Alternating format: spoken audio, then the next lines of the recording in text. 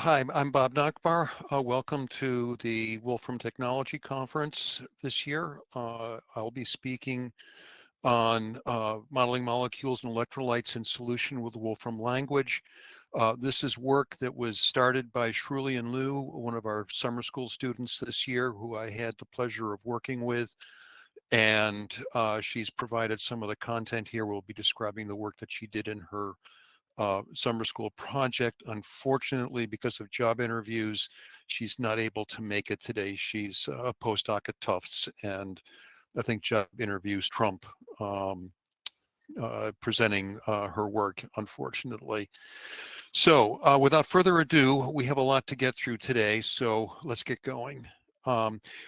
Yeah, as we go along, if you have questions, please post them in the Q&A channel. That way they won't get missed.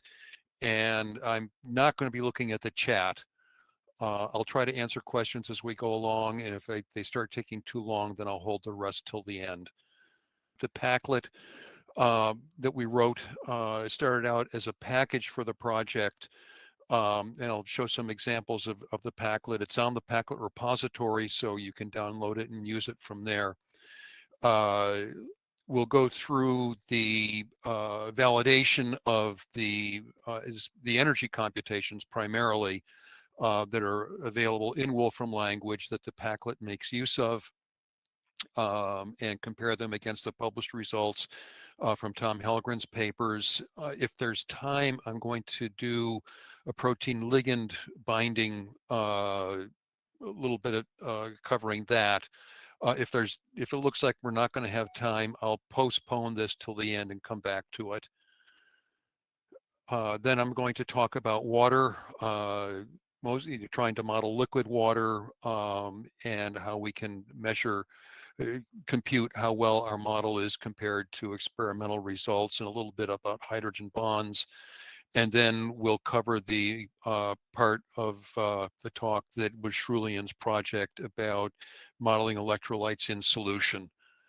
And at the end of the notebook, there are two appendices, one on some of the details from the summer school project.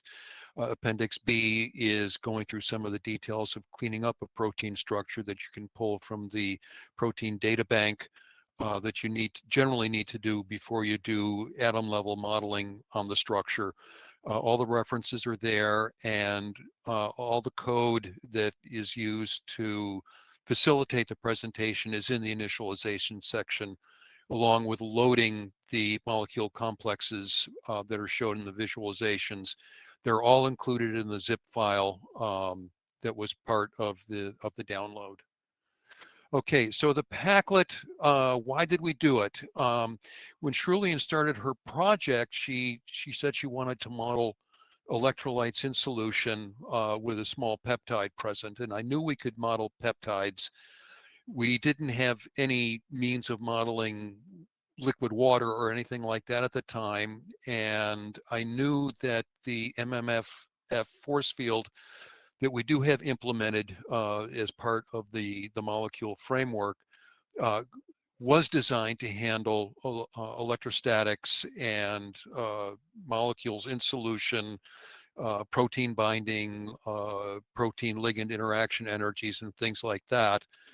And at first, surprisingly, I got the same energy of computing, two water molecules in isolation as the same as two water molecules next to each other. And I emailed the developer, and he checked the code, and it turned out there was a setting in the RDKit code about turning on or off intermolecular interaction energies, and the default was to have it off, and he never thought anything more about it when he implemented it. And so we turned that on, and then voila, the next day we were able to do intermolecular energy calculations, which was great. And we had a live project for the summer school. Truly, it needed to be able to build a molecule complex, lots of water molecules around her peptide, along with cations and anions in solution, and to be able to work with them easily, to visualize that, And rather than have her build all kinds of code to do that, it was fairly easy for me to put that together as a package for her that she then used to do the real meat of her summer school project, which was actually studying what the interactions were between magnesium ions, for example, and the peptide and water molecules. So it was a real nice team effort there.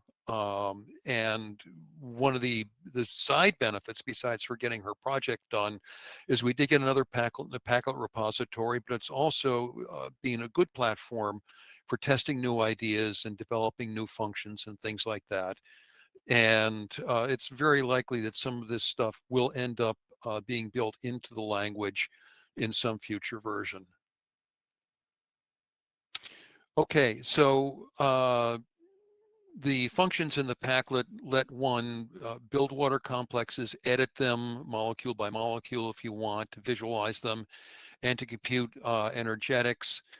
We've got a guide page that shows all the functions here, so it's built in, and it's in the documentation when you install the packlet, so you can make use of that to find out what you would like to use pretty easily. So first thing you would want to do would be to install the packlet install function here will do that. I'm not going to run it because I've already got it installed. So after it's installed, you want to load the code, and you do that with a needs statement here. And the first thing we can do is build a water ammonia dimer, and I will do that like that. And we get a summary box back. It's a molecule complex. It's got 2 molecules with a total of 7 atoms. When we build molecules in Wolfram language, they generally end up with coordinates very near the origin. So when the water molecule is going to be there, and the ammonia molecule is going to be there, and they're going to be right on top of each other. So to make things a little more reasonable, we use a transform atom coordinates directive in molecule modify to move the ammonia molecule 3 angstroms along the x-axis. And then we can visualize it here, and we can see the water, the ammonia, and molecule complex plot 3D will show hydrogen bonds in a light blue color here when include hydrogen bonds is set to be all, or intermolecular, or intramolecular, or none. Those are the choices there. So there's some flexibility. We can compute the energy with asking for the MMFF energy property of the dimer. And we can see that it's negative, so it's favorable. It's exothermic, bringing these two together from very far away. We can optimize the geometry to minimize the energy, and that takes a very short time for a very simple system. And when we visualize that, we can see that things are now aligned much better, and we can then calculate the energy, and we can see it's much more negative, showing a very stable interaction. We can also find the hydrogen bonds with a find hydrogen bonds function. It's returning just one, and each hydrogen bond has 2 parts to it. The first part is the molecule ID and the atom number of the hydrogen donor, hydrogen bond donor. That would be the water molecule and its hydrogen atom. And the second part is the hydrogen bond acceptor molecule ID number 2 for the ammonia, and number 1 happens to be the nitrogen atom. We can compute properties about hydrogen bonds, for example, their distances, and the molecule complex distance function is set up so that it can take pairs of atom, molecule atom notation and compute the distance between them. And this is about the right length for the hydrogen bond. We can also make complexes with metal atoms. This is zinc hexahydrate. I went through the same process to build it as I did the water ammonia dimer. And when we display it, we can see here that it's octahedral geometry with the 6 water molecules arranged around it. We've asked MoleculeComplex Plot 3D to include the coordination bonds, and they're shown in a magenta color here, so we can distinguish them from hydrogen bonds. And also we can find all of them, which I've done here, and we can see that there are 6 of them. We can compute their distances, and something didn't go right.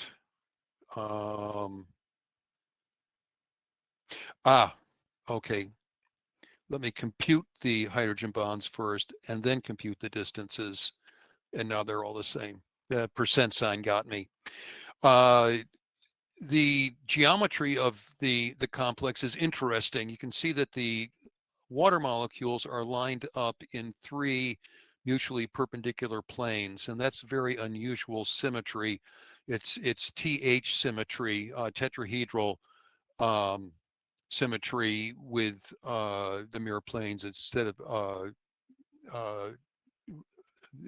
dihedral planes that a tetrahedron would have. There are not many molecules that possess this symmetry. We can also build a complex with lots of waters in it. And somebody's asking, what's that little icon before this semicolon? And you are the first person, you win the prize. You're the first person in many, many presentations I've given that it's asked that. It's a little button that I made that evaluates the cell. And I find it very handy for giving presentations because then I can do everything with my mouse. So for example, if I delete that output, I can click the button and it evaluates the cell. So it's a button box that I put a little spiky in, and the code for it says select the cell and then evaluate it. Okay. Let's see. Oh, another question. Does MoleculeComplex import XYZ, PDB, or mol files? It does not. You have to rely on the built-in functionality of Wolfram Language to do that. So the import function imports each of those kinds of things. You will get a molecule object, but then you can break that up into the individual molecules, if there were several of them, using the molecule connected components function. And then you can give that list of molecules to MoleculeComplex and get a molecule complex out of it. Good question. Okay, so we can build a ball of water molecules, and we use the pacmol function for that. This is a new addition to the paclet. I'm not going to evaluate this. I've already done it in the initialization section. It takes a little while because of the optimization that I'm including there. But this is a complex of 101 molecules, the pentaerythritol, and 100 water molecules. And we can visualize it and see what it looks like here. And we see the pentaerythritol in the middle, and you can see hydrogen bonds from the hydroxyls to the water, and it's a full 3D object there that you can examine and do things with. MoleculeComplex Plot 3D is fairly flexible in terms of how it renders the individual parts. I've told it to render the first molecule as ball and stick, and all the others as wireframe in this particular case. Okay, doing the energetics. As I had said, MMFF was designed to model both the geometry and energetics of isolated molecules and those in close physical proximity. In other words, ligands binding to proteins. It was developed at Merck Pharmaceutical Laboratories for drug design, and somebody implemented it in RD Kit, and we make use of it that way. in the original work for it, Tom Helgren did a fairly extensive but by no means exhaustive study of bimolecular interactions and compared the results using the MMFF force field to those that he obtained from molecular orbital calculations. The Hartree-Fock level was 631 G star basis set, which is at the time, this is, like 40 years ago, 30 years ago, it was fairly high level. One can also look at protein ligand binding with the molecule complex paclet. And if there's time, I'm going to cover that as well. The symmetry is not recognized automatically. You need to use the resource function point group symbol, I believe it is, to get that. Yeah. Point group symbol. It will take a molecule as input. You'll notice here I'm using molecule complex to molecule. It takes all of the molecules in the complex and puts them into a single molecule object. This resource function will also take polyhedra in Wolfram language and compute their symmetries as well. Take a look at the documentation for it on the function repository website to see what it can do. Okay. So first let's make a water molecule, and we optimized it, and we can calculate its energy as a single molecule, or actually no, we can get the bond angle. We're going to need that to do some construction. And here I'm putting two water molecules in the same space, and I've translated, first I rotated one of them around the z-axis by 1/2 of the bond angle, and then I translated it 2.5 angstroms along the y-axis, and then I rotated it 90 degrees around the y-axis, and it now looks like this. So this is a pretty good orientation to start with. We can build a dimer from that. So this was just for the visualization part. For the construction, I repeat the process, and instead of using MoleculePlot 3D, we send the result to MoleculeComplex, optimize the geometry, and then visualize it. And here I'm showing it, instead of ball and stick, I'm showing it as a wireframe so that we can see the numbering on it. Here's molecule 1, molecule 2, atom 1, 2, 3, atom 1, 2, 3. And those numbers would be important if you needed to calculate specific distances. So this is one way you can find that information out to do that. We can calculate the energy of this optimized dimer, and we get negative 6.609 kcal per mole, and that's just the same that Helgren reports in his paper. We can find the hydrogen bonds there,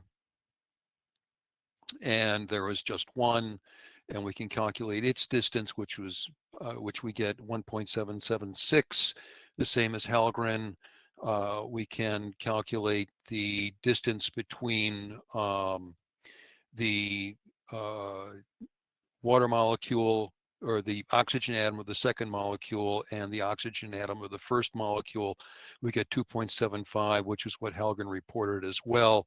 And we can also calculate the HOH angle, and that is 170 degrees, which matches what Helgren reported as well. So we're able to reproduce the published results. So we had to go through this for the summer school project to make sure we were on a solid footing.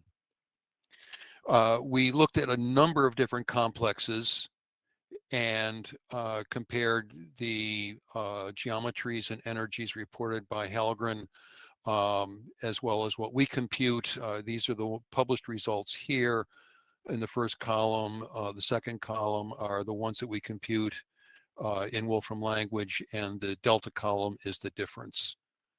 So we did very well across all of those. The histograms of the deviations, they're all fairly small.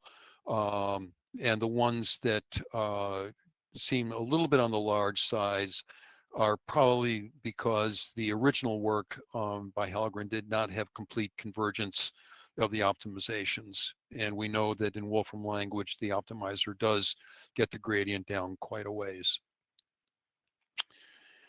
Okay, I'm going to skip over the protein ligand binding, and we can come back to that later. Okay, so let's look at water. What could be simpler than water? You know, 2 hydrogen atoms, 1 oxygen atom, and we see it all around us all the time. What's interesting about water is that oxygen atom tends to attract electrons toward it, and hydrogen can lose them fairly easily. So the water molecule ends up with a permanent dipole pointing generally on the page here from the bottom toward the top, from the hydrogens toward the oxygen atom. And because of that dipole, it's a permanent dipole, the molecules tend to orient in specific directions relative to each other and can be attracted to each other, kind of like the way magnets attract North Pole to South Pole, negative dipole end toward a positive dipole end. So that's something that we need to make sure we can handle. So let's make a ball of water, and we need to figure out how many molecules to put inside of it and of a ball. So if we make a ball of water 10 angstroms in radius, it's going to have a little over 4,000 cubic angstroms of volume. And we can calculate the volume of a spherical water molecule. You've heard us assuming a spherical cow. We're going to assume a spherical water molecule for this computation. And we can just use the Avogadro's number, the density of water, which is very close to 1, the molar mass of water that we can calculate from Wolfram Language, and then we're going to convert the result to cubic angstroms, and we get 30. So then we just divide the sphere volume by the water molecule volume, and we get 140 for that. And now we're going to use the pacmol function to build the ball of water molecules. You can see how fast it runs, and we can visualize that. It takes longer to visualize it than it does to to build it. But we've got, you know, a ball of water molecules here, somewhat uniformly distributed within the volume of the sphere that we asked for. pacmol can handle, let's see, a ball volume, a cylinder volume. You can use point to put a specific molecule there, and so on. And here I've put a water molecule at the origin using the point, and the other water molecules around it, 140 of them. So we have that. I optimized it. I'm not going to run it here. Actually, I made 20 of them so that we could do some statistics on it. And it took quite a bit of time. I did it in parallel. And I saved them to disk, and I've imported them already, or we can import them here. And we got 10 of them in. And for some reason, one of the molecule complexes did not have all 1,000 molecules in it. It came up short for some reason. So we're going to exclude that one so that the rest of the work that we do is done on a consistent set of data. Okay, we can compute the radial distribution function. It is in the function repository. And because we're looking at a ball of water, we don't have periodic boundary conditions that let us, you know, measure distances off to infinity in all directions. And so the function has the concept of an inner region and an outer region. our water ball is going to fill the full outer region, but we'll do all the calculations based on molecules only in the inner region here, so that if there's a water molecule near the border of the inner region, it can see as far across the inner region as it can to the outside of the full water ball, so that we're trying to minimize edge effects in doing the computations. So we can get a list of all of the oxygen atoms in the water ball, and we can calculate a region for them. We're doing this in parallel. And we can calculate the region for that as a convex hull to get a rough size for it. Here's what it looks like in 3D. And we can calculate the volume of that region, and it's 28,000 cubic angstroms. And we can make a function that lets us compute the radius from the volume, and then we can use that. And this is the radius of our water molecule. And that's not what I expected. Let's see if I can recover from this. Okay.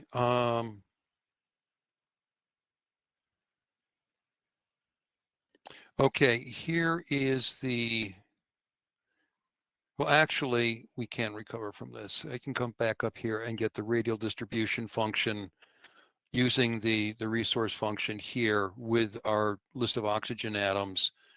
And it returns an interpolating function object, which is computable. We can plot it, we can compute with it, and so on. This is what a single radial distribution function looks like. And it's telling us essentially the density as a distance from a reference molecule. And it's starting at 0 and going out to about 2.3 angstroms, 2.4 angstroms. There are no water molecules near a single one, and then there's a big jump indicating that this is where the most of the water molecules are relative to another one. And there's a rough hump here a little bit further out, roughly the second hydration shell, and so on. And then it stabilizes at about 1 because of the radial distribution function is normalized by default. Here are all 9 of them superimposed. Because they're interpolating functions, we can get a mean interpolating function for that, and we can plot that. And this is the average radial distribution function from our 9 samples. And in this paper here, number 8, they did the same thing, computing with molecular orbital methods, various samples of water in a box, and compared it to experiment. And we're getting about the same result here, which was confirmation that our model for water is pretty good.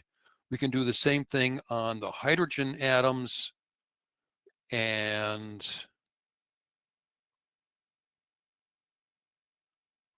takes a moment to get that.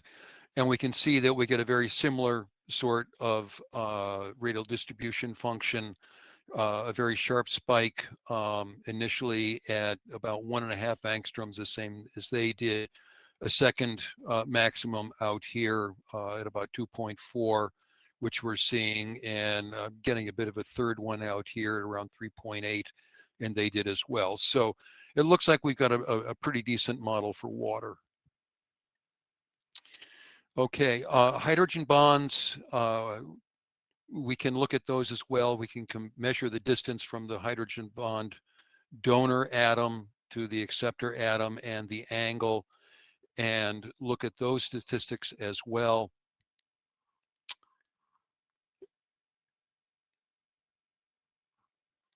And I don't know why my region list isn't working. We can calculate the hydrogen bonds, and we want to select those in the inner region. There we go. Okay, so there are a lot of hydrogen bonds, and we can get those that are inside the inner region, about 1,000 each. We can get the hydrogen bond distances, and then we can get the list of the hydrogen bond distances to the estimated distribution. Okay, I don't know what the distribution should be. When I looked at it originally, it looked like it was log normal, so I'm choosing a log normal distribution first to look at, and then we can show what those look like. We can also ask the fine distribution function to return a few, and I've plotted them all here along with a histogram. Um, and the log normal distribution was the blue curve, the one that I guessed first, but you can see it doesn't match very well. The red one was the best fit, which was an extreme value distribution. And one of the also came up with a mixture distribution, which I broke down into two pieces, shown as the dashed lines here. There's a sharp one and a shallower one. There might be a bit of a bump here, but it's hard to tell. We can look at the angles and do a similar calculation.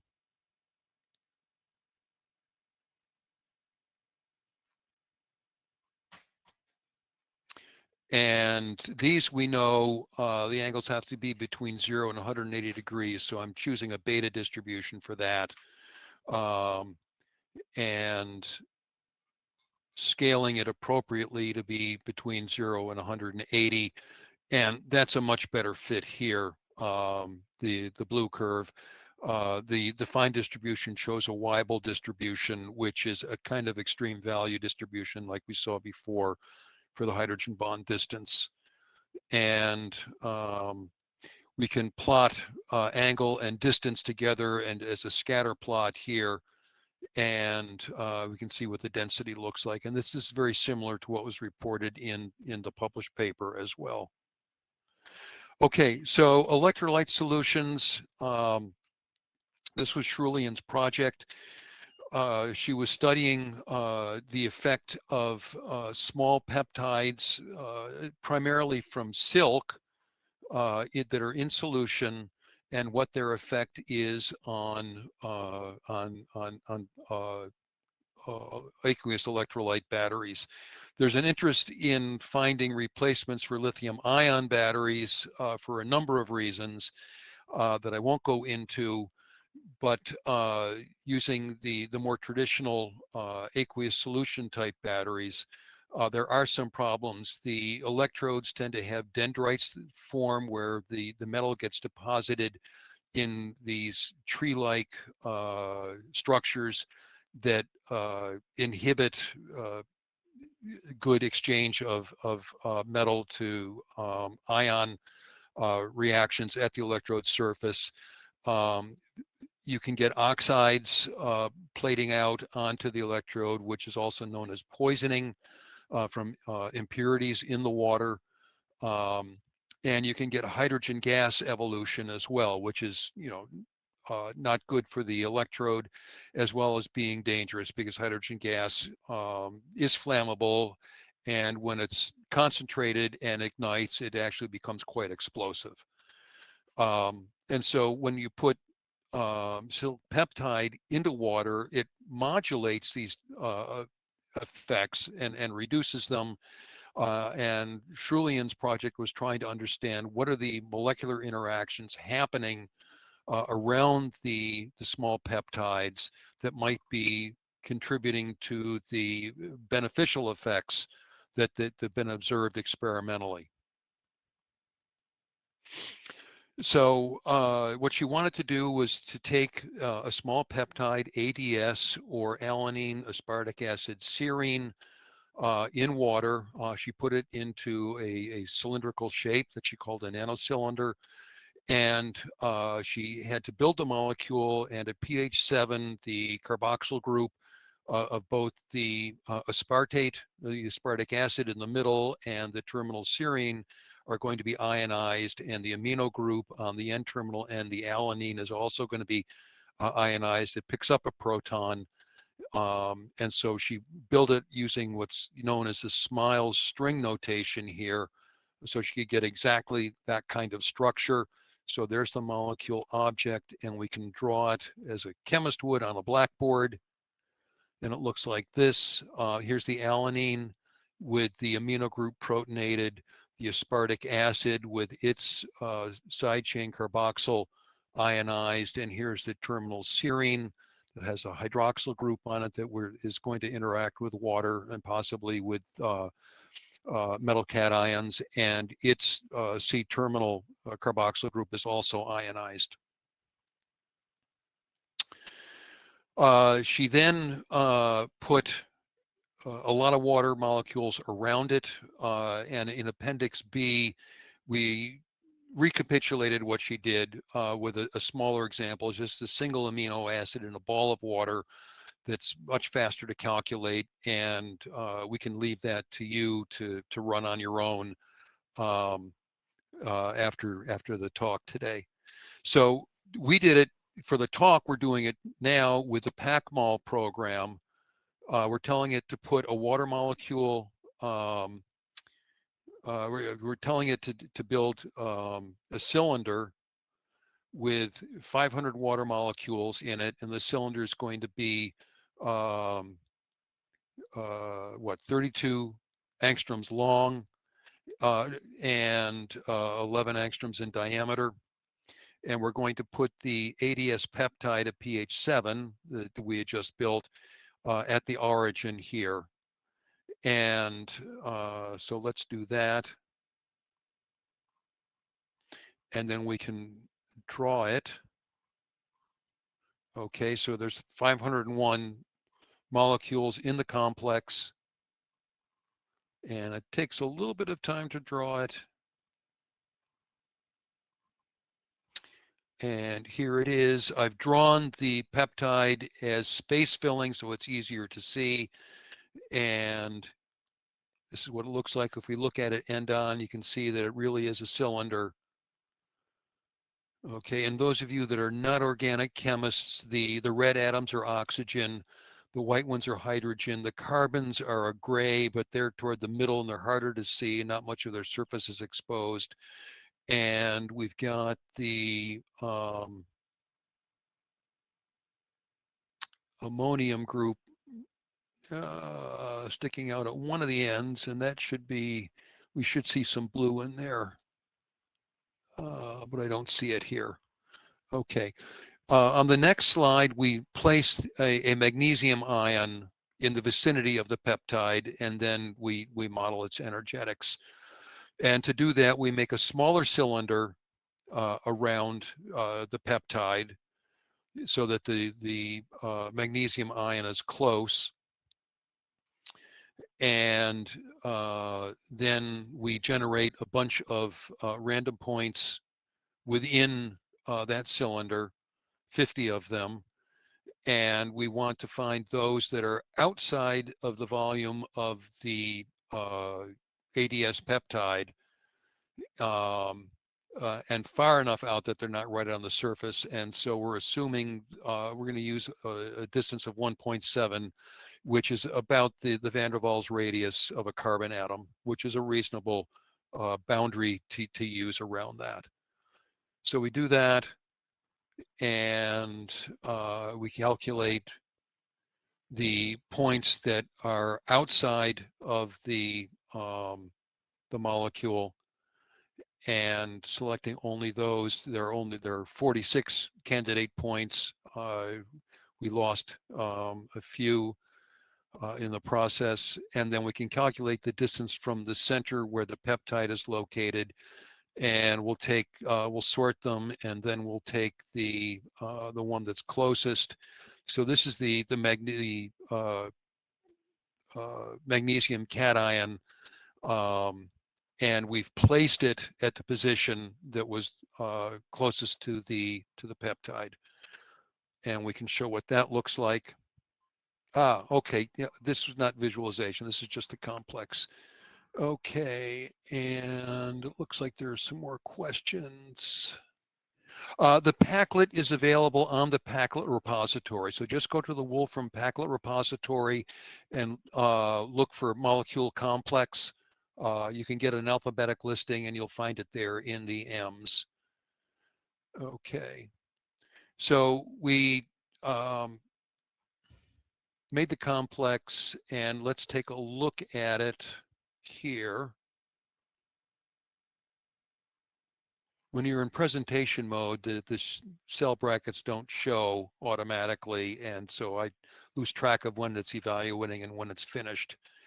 Okay, so here we can see it, and the big greenish ball here is the magnesium cation where we placed it at one of those random positions.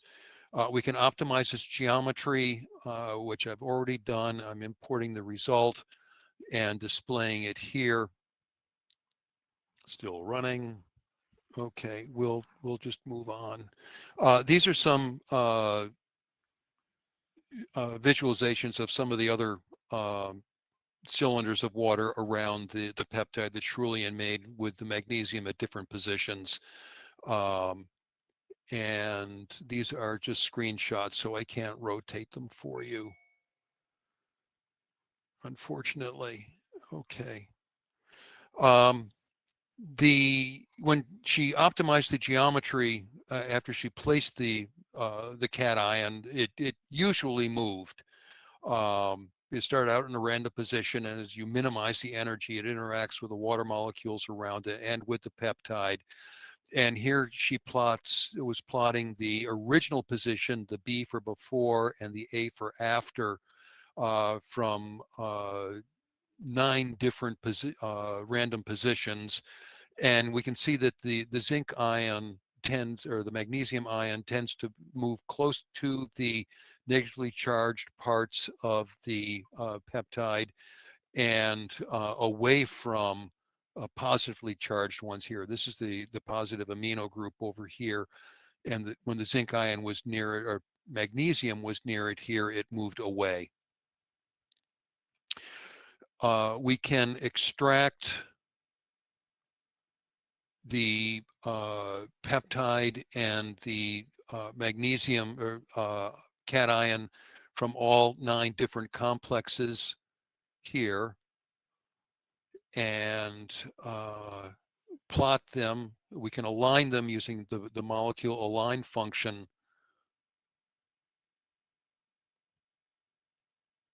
and see what they look like on top of each other. And let's see, is this still running? This is still running. Okay, so what it's actually doing here is using molecule match to find where the ADS is in each complex and where the magnesium is in each complex, because each complex had different numbers of molecules. They weren't always the nth or the kth molecule in the list. And so we wanted to do it in a general way to make sure that we got everything. And then we can plot that. And okay, that I think we're going to have to skip this part, unfortunately.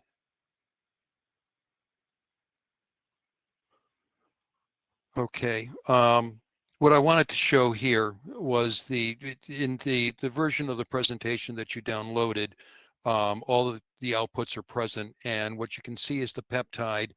The peptide is its geometry is a little bit different in each one of these different complexes because the water around it is different, and the magnesium cation is interacting with it, causing changes in the peptide's geometry as well. And you can see how they change a little bit, and the positioning of the magnesium ion around the different groups. Okay, let's try some newer stuff. She also looked at some longer peptides, some hexapeptides, and also looked at the effect of chloride ion. And let's hope nothing else is broken here.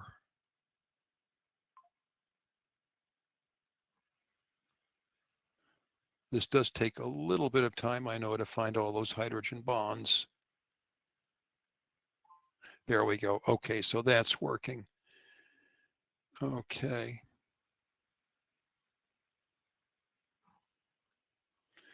And then we can add to the list of hydrogen bonds here.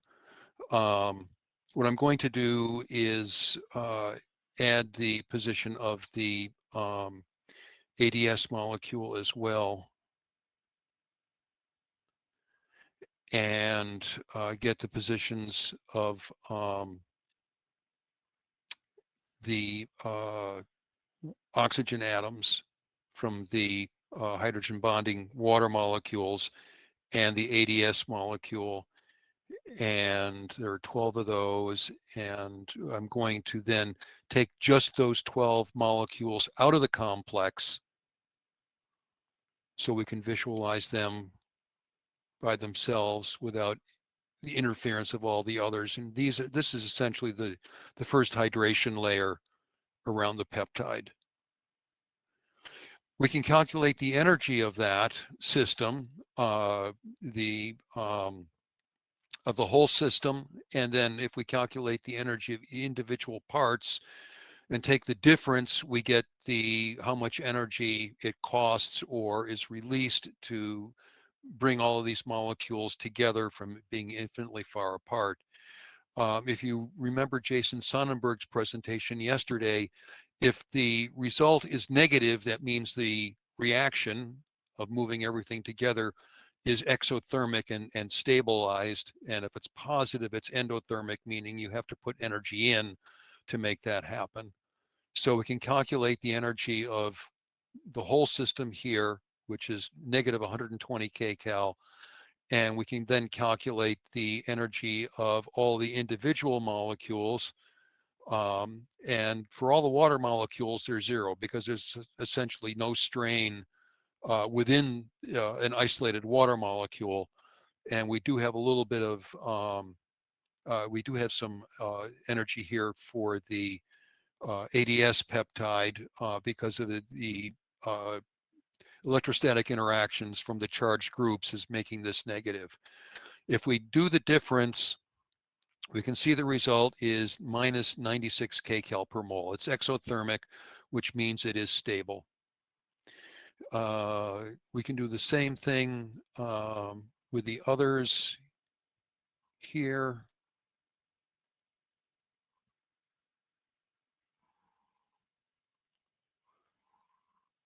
We can look at what happens when we put water around a magnesium cation.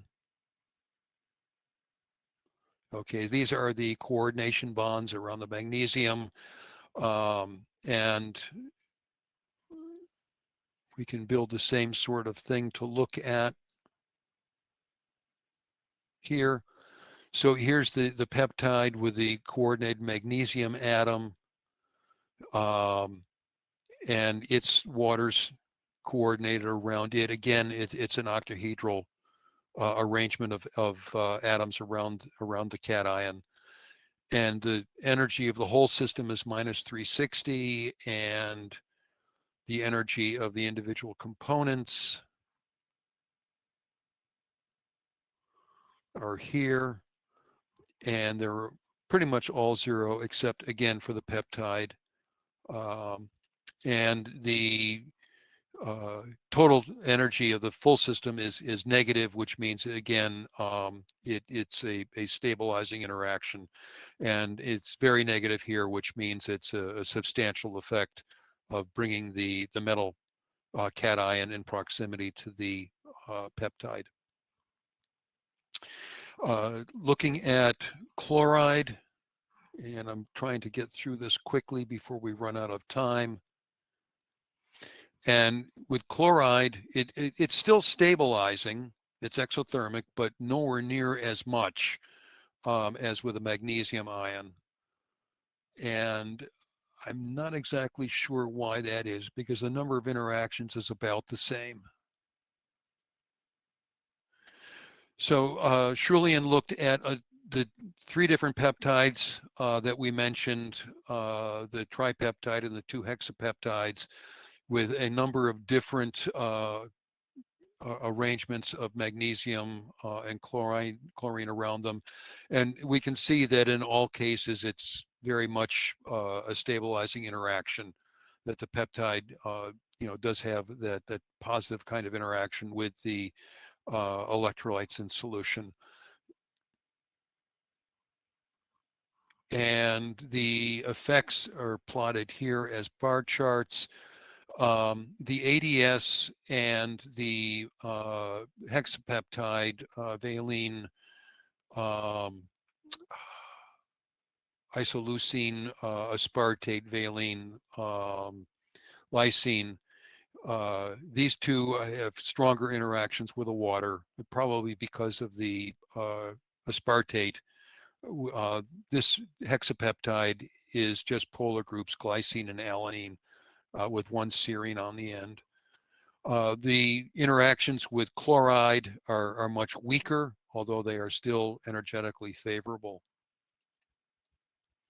So in conclusion then, what Schulian found was that energy optimization tends to relocate the magnesium cation closer to carbonyl oxygens or carboxylate oxygens in the peptide and away from the positively charged amino group. More water molecules interact with the peptides that have the aspartate in them, the D residue here, and magnesium ions are more likely to interact with peptides, and they exhibit significantly stronger interactions than compared to the chloride ion. So as a preliminary study that she carried out in about 2 weeks of time at the summer school, this is very promising work. It demonstrates the flexible use of Wolfram Language for doing the modeling. We were able to build some new tools fairly quickly to carry this out. There's a lot more work that can be done as well. The energetics model we have using MMFF by itself isn't so bad, but we were only looking at geometry optimization. We should look at something that takes into account the dynamic nature of water. Those little water molecules are bouncing all around, and the protein is wiggling and jiggling itself. It's not a rigid structure. And so we should be doing things like free energy perturbation or Monte Carlo simulations, molecular dynamics simulations, and things like that. So those are some of the things that we'll be looking at in the future. And I would like to thank you for your attention this afternoon. And we have a few minutes left. I can take some more questions. Okay. Yes. Okay. One question. MoleculeComplex says that molecules must have three-dimensional coordinates. Okay. When you make a molecule in Wolfram Language, you can just say which atoms are present in a smile string and how they're connected together. Or you can just give it a name like water or alanine or benzene or something like that. And it can look up the structures based on those names. And most of the time, coordinates are not present, but there are methods available in the molecule framework that let the geometry be calculated. I've put the restriction in MoleculeComplex that the molecules that you use need to come in with a geometry so that it forces the user to think about how they're making their molecules and what geometries they're going to take.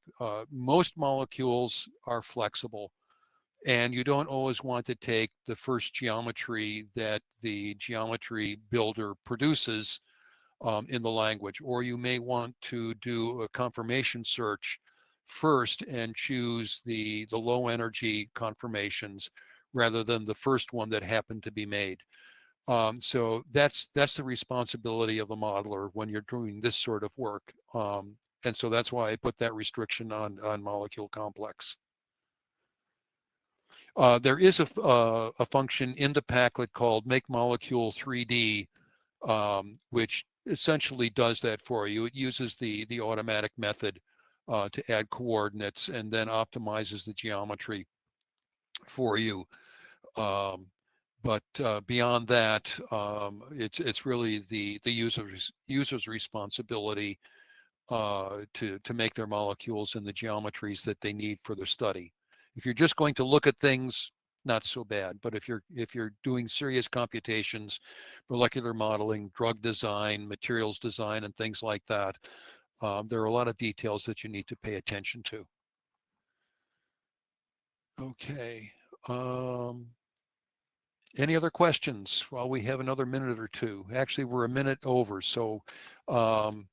Bob, I think there was one about the number of kernel and processes used for the parallel calculations. A couple people Okay. voted for that one. Yeah, I have a fairly modest MacBook Pro, and I was using 10 parallel kernels, and that seems to work fairly well. I can run, I've got 6 dual-core chips in this machine, which means I can run up to 12 simultaneous processes. I chose 10 to leave a little bit left over for the front end to use and so on. But if you have access to a cluster or something like that, then you can certainly do a lot more. And then someone asked, what version is the paclet in? Is 14.2 required for that? No, we built all this with 14.1. And it also runs in 14.0. So, and it will run in 14.2. So you don't need to wait for it. You can use it now. You can use it today. I think there's one, I don't know if you touched on this one. Does the paclet also offer possibilities for electrochemical calculations? I'm not sure what you mean by electrochemical. The full question was wonderful. As far as I can see, it also opens up the path for battery research. Right, right. So okay. I don't know, it was something related to batteries. Yeah. Yeah, okay. So probably wanting to know about half reactions and things like that, redox reactions where electrons are being exchanged between molecules. That type of stuff, MMFF does not do that sort of energetics, and we don't have reactions built in for handling that sort of chemistry. Jason Biggs spoke yesterday about the paclet that he's working on to be released with 14.2 to do real full-blown molecular orbital based electronic structure calculations. So those sorts of calculations will let you model these redox reactions and do what I think you're asking for there in terms of electrostatic type of reactions or electrochemical reactions. Yeah. Okay. 14.2, let's see. Yeah, that's it for the questions, I think. Okay. Thank you very much for helping me out with the questions, Brandon. And again, thank you everybody for coming. And don't be too late for your next lectures you want to go to. Thank you again.